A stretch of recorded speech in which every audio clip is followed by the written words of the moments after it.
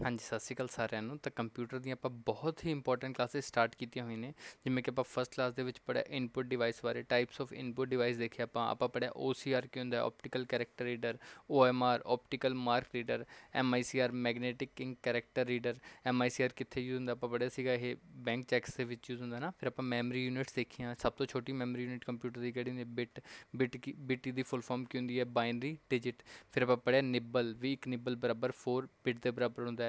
ਇੱਕ ਬਾਈਟ ਦੇ ਵਿੱਚ 8 ਬਿਟਸ ਹੁੰਦੀਆਂ ਨੇ ਹੈ ਨਾ। ਫਿਰ ਆਪਾਂ ਦੇਖਿਆ ਕੰਪਿਊਟਰ ਦੇ ਵਿੱਚ ਕਿਹੜਾ ਕੋਡਿੰਗ ਸਿਸਟਮ ਯੂਜ਼ ਹੁੰਦਾ, ਆਪਾਂ ਪੜ੍ਹਿਆ ਸੀ ਅਸਕਾਈ ਕੋਡਿੰਗ ਸਿਸਟਮ ਯੂਜ਼ ਹੁੰਦਾ ਹੈ। ਫਿਰ ਆਪਾਂ ਪੜ੍ਹਿਆ ਸੀਗਾ ਕੀਬੋਰਡ ਬਾਰੇ, ਕੀਬੋਰਡ ਦੇ ਵਿੱਚ ਕਿਹੜੀ ਕੀਪੈਡ ਯੂਜ਼ ਹੁੰਦੀ ਹੈ, ਤਾਂ ਆਪਾਂ ਪੜ੍ਹਿਆ ਕੁਆਰਟੀ ਕੀਪੈਡ ਯੂਜ਼ ਹੁੰਦੀ ਹੈ ਨਾ।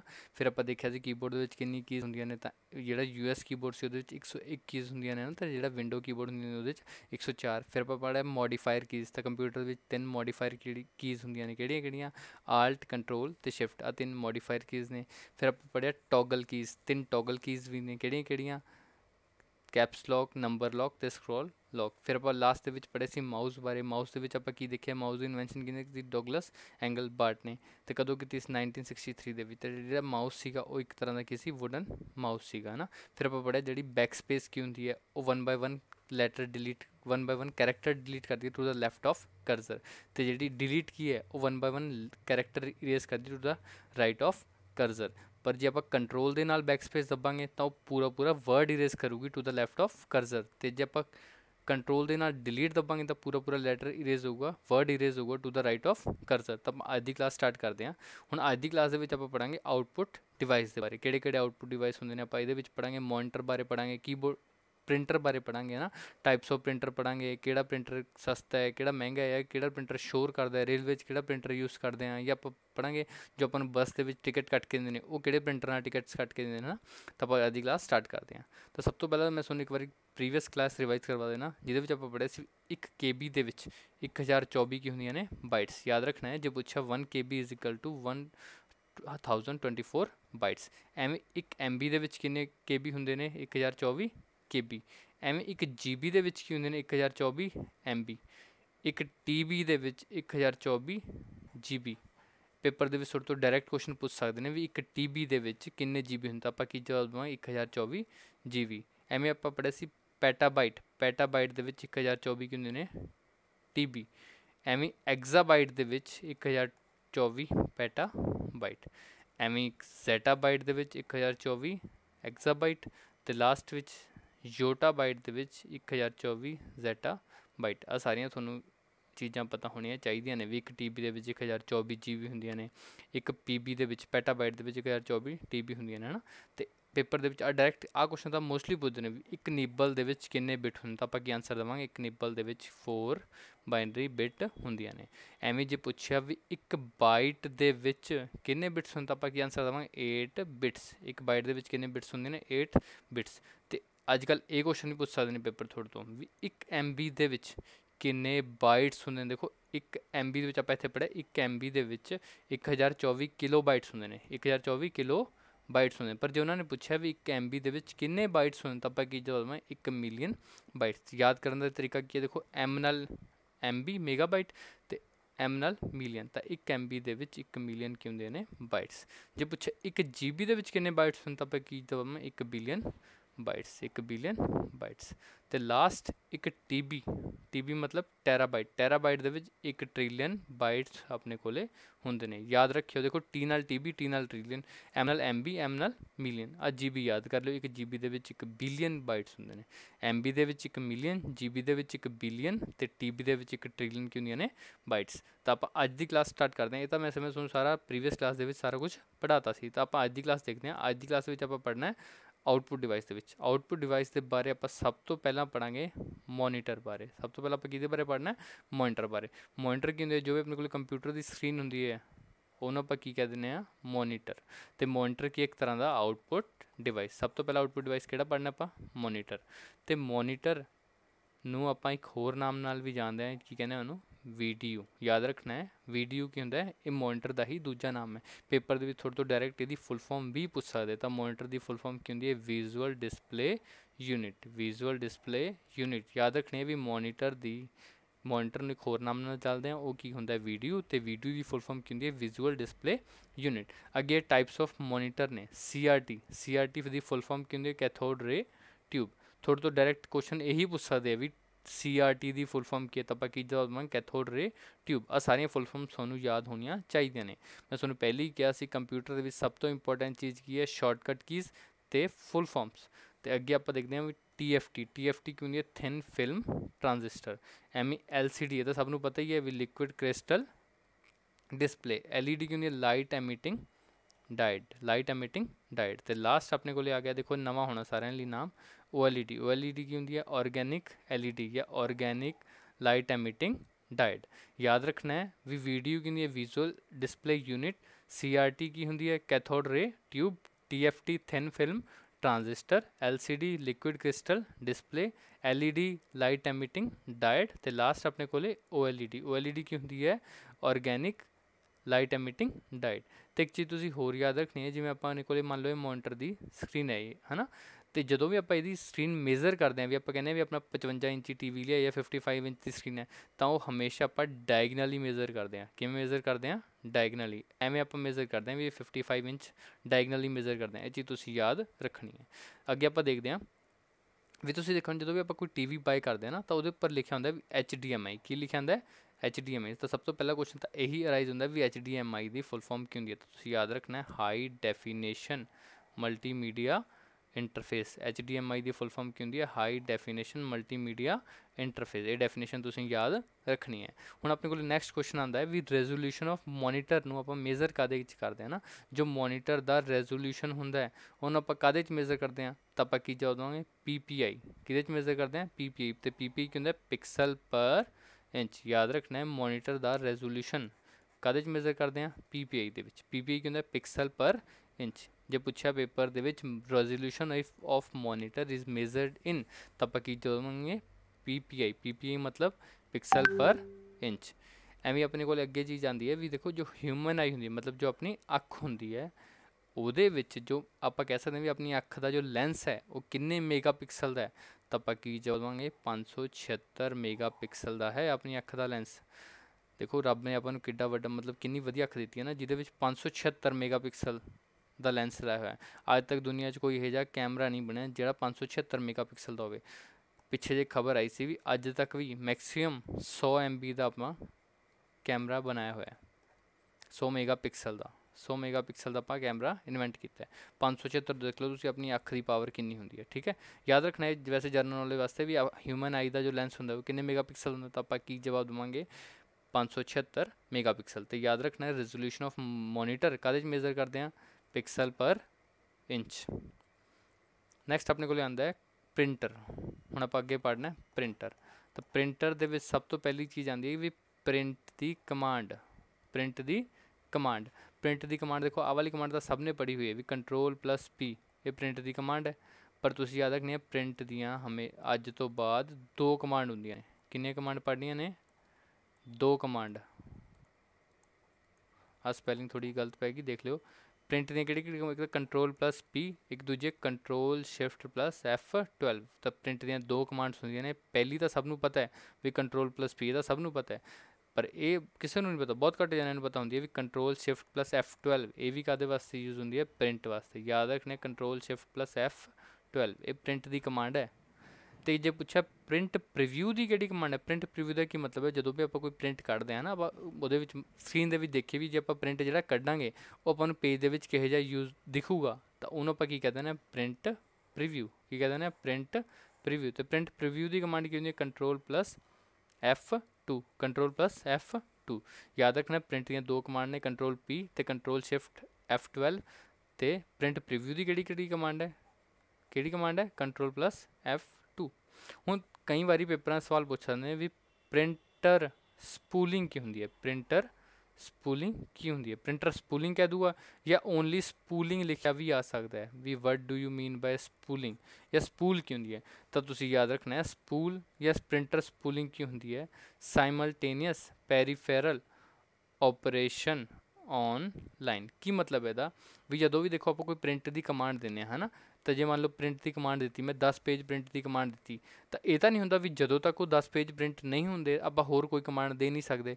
ਜੇ ਮੈਂ 10 ਪੇਜ ਪ੍ਰਿੰਟ ਹੋਣ ਤੋਂ ਪਹਿਲਾਂ ਹੀ ਕੋਈ ਕਮਾਂਡ ਦੇ ਦੂੰਗਾ ਤਾਂ ਜਿਹੜੀ ਮੈਂ ਕਮਾਂਡ ਦਿੱਤੀ ਹੋਊਗੀ ਉਹ ਇੱਕ ਤਰ੍ਹਾਂ ਦੀ ਲਾਈਨ 'ਚ ਜਾ ਕੇ ਲੱਗ ਜਾਂਦੀ ਹੈ ਵੀ ਜਿਵੇਂ ਉਹ 10 ਪੇਜ ਪਹਿਲਾਂ ਦੇ ਪ੍ਰਿੰਟ ਆਊਟ ਹੋਣਗੇ ਤਾਂ ਸੈਕਿੰਡ ਕਮਾਂਡ ਆਟੋਮੈਟਿਕਲੀ ਸਟਾਰਟ ਹੋ ਜੂਗੀ ਹੈ ਨਾ। ਜਾਂ ਆਪਾਂ ਮਤਲਬ ਇਹ ਤਾਂ ਨਹੀਂ ਹੁੰਦਾ ਵੀ ਆਪਾਂ ਇੱਕ ਟਾਈਮ 'ਤੇ ਇੱਕ ਹੀ ਕਮਾਂਡ ਦੇ ਸਕਦੇ ਹਾਂ। ਮੰਨ ਲਓ ਮੈਂ ਇੱਕ ਟਾਈਮ 'ਤੇ 10 ਕਮਾਂਡ ਵੀ ਦੇਤੀਆਂ ਤਾਂ ਉਹ ਇੱਕ ਤਰ੍ਹਾਂ ਦੀ ਕੀ ਹੈ, ਇੱਕ ਇੱਕ ਦੇ ਪਿੱਛੇ ਲਾਈਨ 'ਚ ਲੱਗ ਜਾਣਗੀਆਂ, ਤਾਂ ਉਸੇ ਨੂੰ ਆਪਾਂ ਕੀ ਕਹਿੰਦੇ ਹਾਂ, ਸਪੂਲਿੰਗ। ਸਪੂਲਿੰਗ ਕਹਿੰਦੇ ਸਾਈਮਲਟੇਨੀਅਸ ਪੈਰੀਫੈਰਲ ਆਪਰੇਸ਼ਨ ਔਨ ਲਾਈਨ, ਮਤਲਬ ਇੱਕ ਲਾਈਨ ਦੇ ਪਿੱਛੇ ਕੀ ਅਲੱਗ-ਅਲੱਗ ਕਮਾਂਡਸ ਲੱਗ ਜਾਂਦੀਆਂ ਨੇ ਨਾ। ਐਵੇਂ ਆਪਾਂ ਯਾਦ ਰੱਖਣਾ, ਤੁਸੀਂ ਇੱਕ ਚੀਜ਼ ਪੜ੍ਹੀ ਸੀ, ਆਪਾਂ ਪੜ੍ਹੀ ਸੀ ਫਸਟ ਕਲਾਸ ਦੇ ਵਿੱਚ, ਪੈਰੀਫੈਰਲ ਡਿਵਾਈਸ ਕਿਹੜੇ ਹੁੰਦੇ ਨੇ। ਆਪਾਂ ਜੇ ਪੜ੍ਹਿਆ ਸੀ ਪੈਰੀਫੈਰਲ ਡਿਵਾਈਸ ਕਿਹੜੇ ਹੁੰਦੇ ਨੇ, ਉਹ ਕਿਹੜੇ ਹੁੰਦੇ ਨੇ, ਕੋਈ ਵੀ ਡਿਵਾਈਸ ਜਾਂ ਕੋਈ ਵੀ ਹਾਰਡਵੇਅਰ ਕੰਪਿਊਟਰ ਨਾਲ ਇੰਟਰਨਲੀ ਜਾਂ ਐਕਸਟਰਨਲੀ ਕਨੈਕਟ ਹੈ, ਉਹਨੂੰ ਆਪਾਂ ਕੀ ਕਹਿੰਦੇ ਹਾਂ, ਪੈਰੀਫੈਰਲ ਡਿਵਾਈਸ। ਯਾਦ ਹੈ ਕਿ ਭੁੱਲ ਗਏ?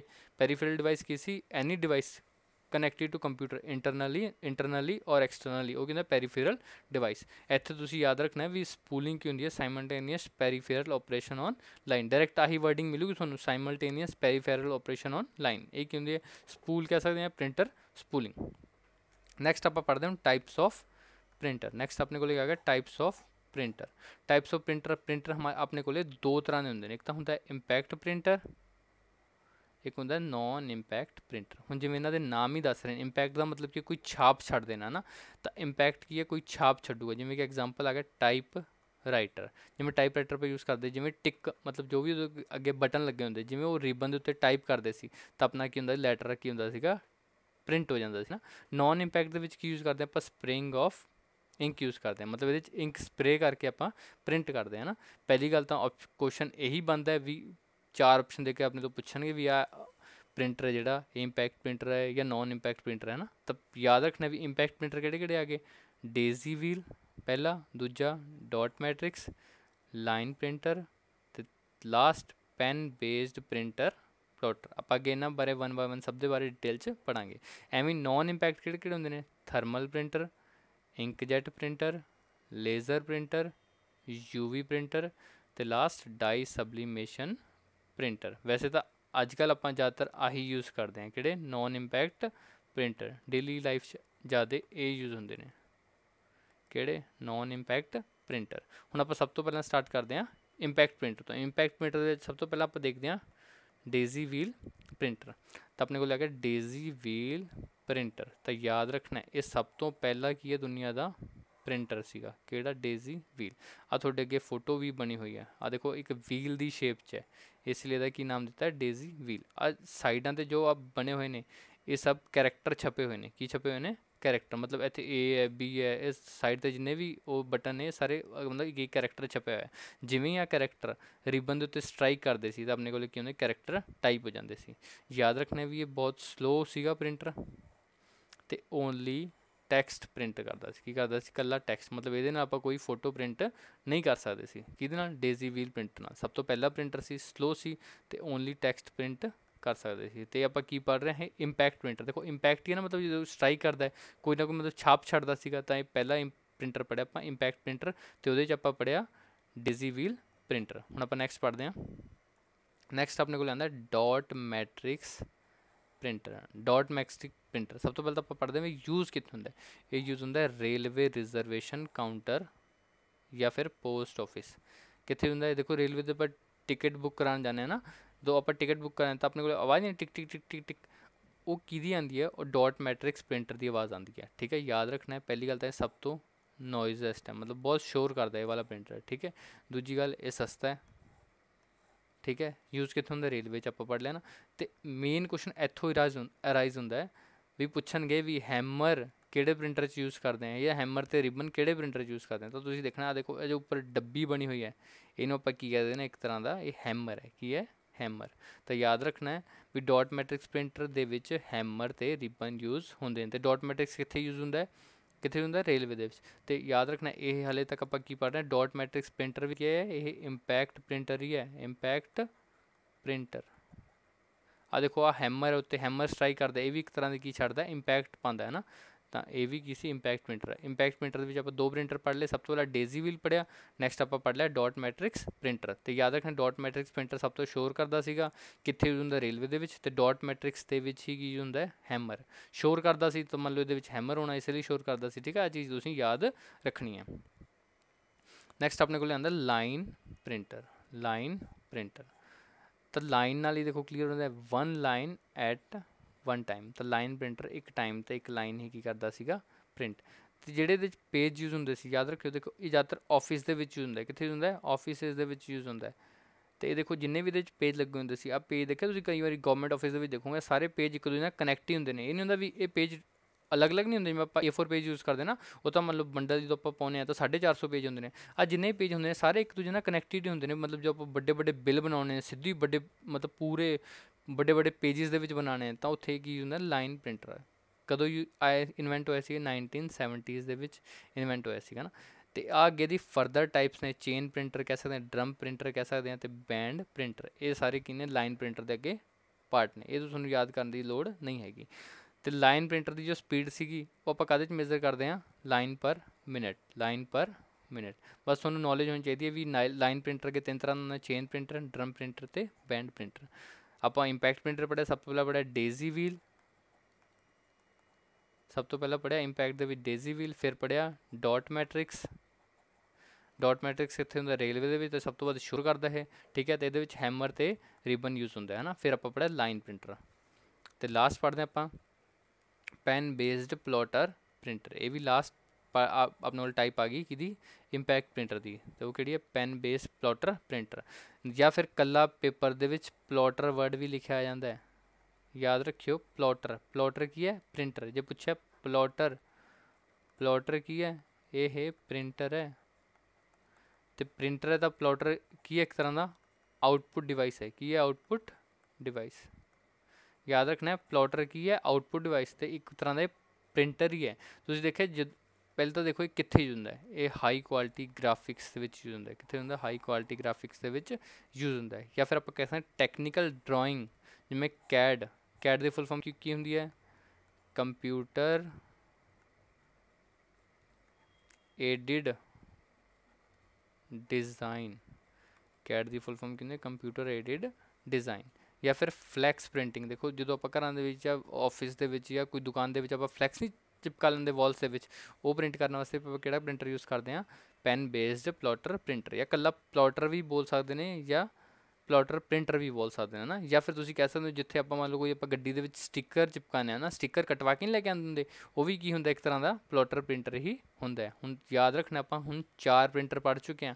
ਇੰਪੈਕਟ ਪ੍ਰਿੰਟਰ ਵਿੱਚ 4 ਪੜ੍ਹ ਲਏ, ਕਿਹੜੇ ਕਿਹੜੇ, ਸਭ ਤੋਂ ਪਹਿਲਾਂ ਡੇਜ਼ੀ ਵੀਲ ਪੜ੍ਹਿਆ, ਫਿਰ ਡਾਟ ਮੈਟ੍ਰਿਕਸ ਪੜ੍ਹਿਆ, ਫਿਰ ਲਾਈਨ ਪ੍ਰਿੰਟਰ ਪੜ੍ਹਿਆ, ਅਤੇ ਲਾਸਟ ਆਪਾਂ ਪੜ੍ਹਿਆ ਪੈਨ ਬੇਸਡ ਪਲੋਟਰ ਪ੍ਰਿੰਟਰ।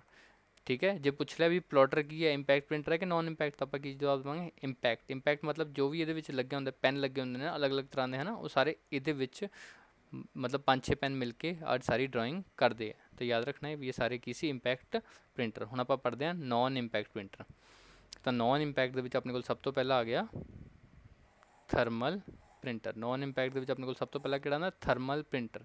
ਸਭ ਤੋਂ ਪਹਿਲਾਂ ਤਾਂ ਯਾਦ ਰੱਖਣਾ ਵੀ ਥਰਮਲ ਪ੍ਰਿੰਟਰ ਹੈ ਜੋ, ਇਹਦੇ ਵਿੱਚ ਕੋਈ ਵੀ ਇੰਕ ਯੂਜ਼ ਨਹੀਂ ਹੁੰਦੀ, ਨੋ ਇੰਕ ਯੂਜ਼ਡ।